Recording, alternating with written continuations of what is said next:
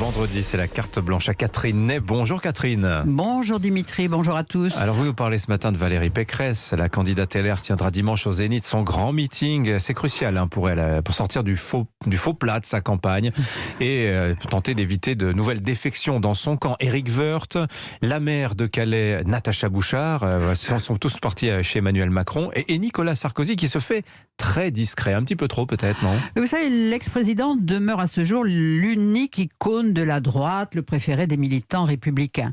Il reçoit ce matin la candidate, mais il ne sera pas présent dimanche à son meeting. Son absence, évidemment, fera un gros trou dans la raquette. Il n'est pas pressé, dit-il, et il a ses raisons que la raison ne connaît pas, mais où la dimension personnelle l'emporte. Valérie Pécresse n'a jamais fait beaucoup d'efforts depuis des mois pour venir le voir, lui téléphoner.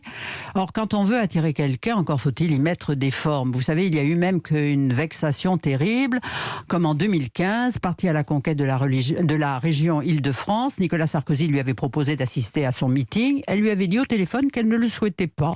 Donc, c'est des choses qui ne s'oublient pas. Et puis, il y a quelques jours, à Caroline Roux, qui lui demandait si la politique étrangère de Nicolas Sarkozy l'inspirerait, la candidate avait répondu un peu sèche: on n'aura pas les mêmes dossiers à gérer. Mais voyez, pas un compliment, pas un zeste de chaleur envers lui.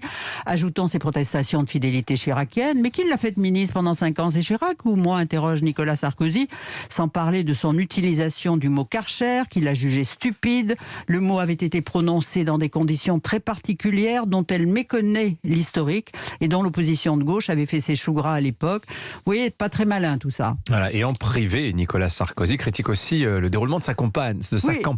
Il reconnaît qu'elle a eu un état de grâce au moment de sa victoire à la primaire, lorsqu'elle s'est montrée entourée des 4 mousquetaires prêts à la soutenir. Ça avait de l'allure, cette famille LR réunie. Et puis depuis, il dit rien ne s'est passé. Elle parle et on ne retient rien. Elle multiplie les déplacements thématiques. Meilleure candidate pour question à un champion, ça c'est sûr. Mais il manque la mélodie. Vous savez, les 2 phrases clés qui l'installent dans la tête des électeurs. C'est ce qu'on appelle la marque qui installe aussi le produit. Et surtout, il juge l'organisation mal faite et pour tout dire, curieux et même offensant qu'elle ne l'ait pas plus sollicité jusqu'ici. Alors mardi, son directeur de campagne, Patrick Stefanini, a rendu justement visite à Nicolas Sarkozy rue de Miromesnil. Oui, 1h15 d'entretien entre 2 hommes, entre lesquels il n'y a jamais eu d'amour fou. Il y a même un passif assez lourd dans la relation. Mais l'entretien s'est très bien passé. Nicolas Sarkozy était très concentré sur le fond, s'exprimait sans une once d'agressivité. Et à la sortie, son invité reconnaît qu'il a été très bluffé par son énergie, ses conseils. Comme il dit, son toucher de balle politique, ses fulgurances. Bon, sous le charme, il était sous le charme, oui. Façon de reconnaître que Valérie Pécresse a tort de ne pas le considérer comme un atout dans sa campagne. Un choix d'autant moins judicieux qu'Emmanuel Macron, lui, courtise Nicolas Sarkozy. Il le traite, comme on dit. Il téléphone, il le reçoit. Oui, il sait faire. Et puis, c'est un duo au sommet, celui de l'actuel et de l'ex. Emmanuel Macron l'a invité à déjeuner il y a 15 jours pour parler entre autres de l'Ukraine. Et vous voyez comme c'est étrange. En 2008, Nicolas Sarkozy présidait l'Union européenne. Les Jeux olympiques d'été avaient lieu à Pékin. La Russie menaçait d'envahir la Géorgie parce que les Américains voulaient qu'elle intègre l'OTAN. Affaire que Nicolas Sarkozy avait traité au mieux. Il s'était rendu à Moscou pour négocier avec Poutine et Medvedev. Pas question d'OTAN. Et vous voyez que l'histoire se répète. Oui. Macron préside l'Union. Les Jeux olympiques d'hiver sont à Pékin. Et cette fois, c'est l'Ukraine que la Russie menace, toujours pour des questions d'OTAN. Rien ne change. Mais l'histoire se répète, mais le contexte a complètement changé. Le fond, c'est toujours les rapports Russie-États-Unis.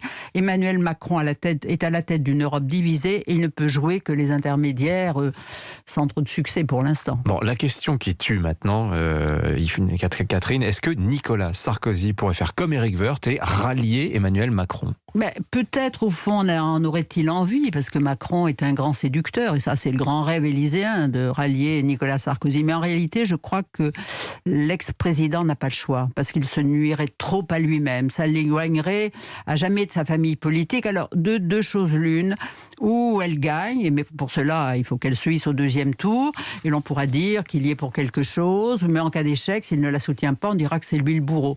Donc je crois qu'il va finir par la soutenir. Bon, mais tout dépend aussi de la tonalité de leur tête-à-tête aujourd'hui. Merci beaucoup de votre analyse, Catherine. C'est toujours un plaisir de vous recevoir dans le studio d'Europe 1.